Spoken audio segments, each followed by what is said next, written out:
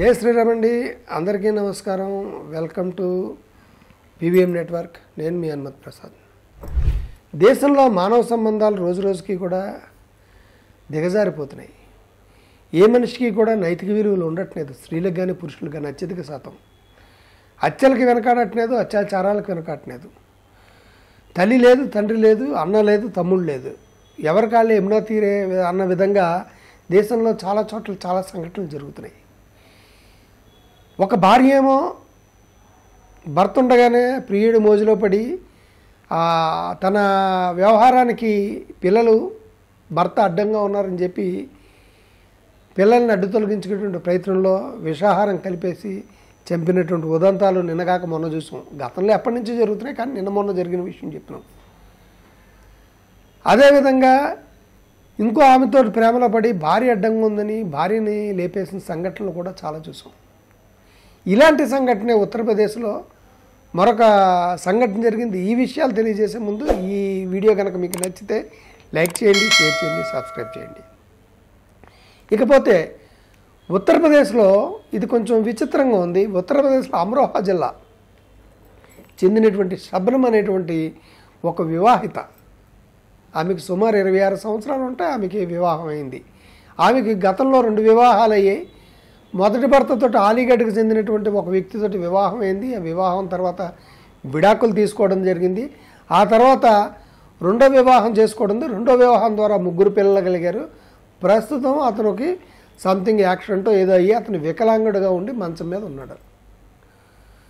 So ఈ నేపథ్యంలో ఆవిడ పక్కింట్లో ఉన్నటువంటి ఇంటర్మీడియట్ కుర్రాడితోటి ప్రేమలో పడింది. ఈ ప్రేమ వ్యవహారం కాస్త అక్రమ సంబంధంగా మారింది.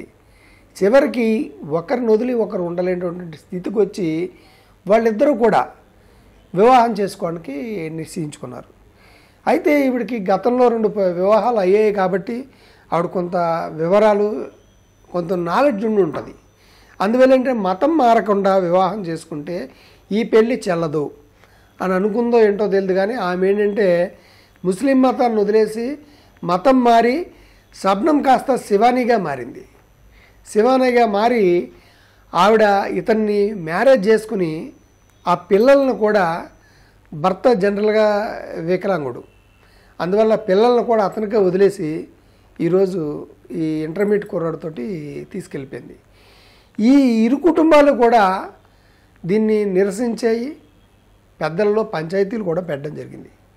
ఆ పంచాయతీ పెట్టినప్పుడు కూడా పంచాయతీ పెద్దలు కూడా చెప్పి ఏదో నచ్చ చెప్పడానికి నయానా భయానా చూశారు, కానీ వినలేదు. వాళ్ళు కూడా ఏమన్నారంటే ఈమె కూడా మేజరు, మేమేం చేసేది ఏమీ లేదు అని చేతులు ఎత్తేయడంతో అక్కడ కుటుంబ పెద్దలు వాళ్ళు చేసేదేమి లేక కొంచెం ఇక్కడి నుంచైనా జాగ్రత్తగా ఉండన్నారు. ఈ విషయం ఎందుకు చెప్తున్నా ఇక్కడ చూసుకోండి, ఆమెకి 2 వివాహాలు అయ్యాయి. రెండో భర్త వికలాంగుడు, చిన్న చిన్న పిల్లలు. అంటే వ్యామోహాల వలలో పడి తమ కుటుంబాలను ఏ రకంగా చిత్రం చేసుకుంటున్నాయి. అది కూడా తన ఇంటర్మీడియట్ కుర్రాడు, అతనికి పూర్తిగా మెచ్యూరిటీ ఉండదు. అటువంటి వ్యక్తిని మ్యారేజ్ చేసుకుని ఇటు పిల్లలకి ఇటు భర్తకి ఏ రకంగా, భర్త ఏంటంటే ఇంకెందుకు పనికిరాడు, వికలాంగుడు అయ్యాడు, అతని నుంచి సంపాదన ఉండకపోవచ్చు, ఏ రకంగానే ఉండకపోవచ్చు. ఆమె ఉద్దేశంలో ఏముందో అంటే ఈ రకంగా కుటుంబ వ్యవస్థ, కుటుంబంలో మనుషుల మధ్య ప్రేమలు, అభిమానాలు మాయమైపోతున్నాయి. ఇది ఒక ఉత్తరప్రదేశ్ ఉదంతమే కాదు, ఎక్కడ పడితే అక్కడ. సో ఏంటంటే నైతిక విలువలు కూడా దిగజారుతున్నాయి. అంటే సమాజం ఏమనుకుంటుంది, మన సమాజంలో బతుకుతున్నాం కదా, సమాజానికి రేపు పొద్దున జవాబుదారీగా ఉండాలనేటువంటి విషయాన్ని గాలికి వదిలేశారు. అభంశుభం తెలియని చిన్నారులు కూడా తమ అవసరాలకు అడ్డంగా ఉంటున్నారని కొంతమంది చంపేస్తే, కొంతమంది ఏంటంటే ఎక్కడో వదిలేస్తున్నారు. ఇటువంటి ఇది దేశ అభివృద్ధికి ఎంతమాత్రం ఇది కాదు. మనం ప్రపంచ దేశాలకి అన్ని చోట్లకి 4 వైపులకి వెళ్తుంటాం, ఎందుకంటే డబ్బు సంపాదించుకోవడం కోసం. ప్రపంచ ప్రజలందరూ కూడా భారతదేశానికి ఎందుకు వస్తుంటారంటే ఇక్కడ డబ్బు సంపాదన కోసం కాదు. ఒక ఆత్మీయత ఉంటుంది, అనురాగం ఉంటుంది, ఒక కుటుంబ వ్యవస్థ ఉంటుంది, ఒక పద్ధతి ఉంటుంది, ఒక వ్యవహారం ఉంటుంది అనేటువంటిది. ఈరోజు వాళ్ళందరూ వస్తుంటే మనం ఏ రకమైనటువంటి మెసేజ్ ఇస్తున్నాం? ఈ రకమైనటువంటి పాశ్చాత్య మోజులో పడో, లేకపోతే పరాయి వ్యక్తుల మోజులో పడో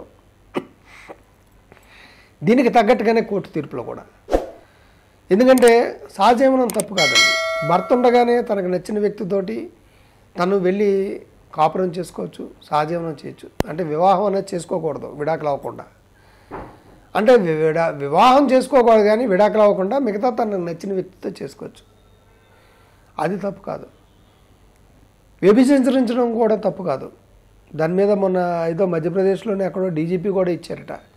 ఏదైనా విటులు కానీ దొరికితే అక్కడ స్త్రీలను అరెస్ట్ చేయొద్దు, మన కోర్టు తీర్పులు ఉన్నాయి అని చెప్పి డీజీపీ గారు కూడా తీర్పులు ఇచ్చారట. ఇలాంటివంటి కోర్టు తీర్పుల వల్ల కాబోలు ఏదేనంటే విచ్చలవిడితనానికి అలవాటు పడిపోతున్నారు జనాలు.